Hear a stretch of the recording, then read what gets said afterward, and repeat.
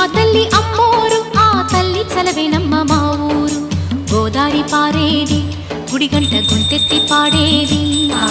గోదారి పారేది గుడిగంట గొంతెత్తి పాడేది ధాన్యం పండేది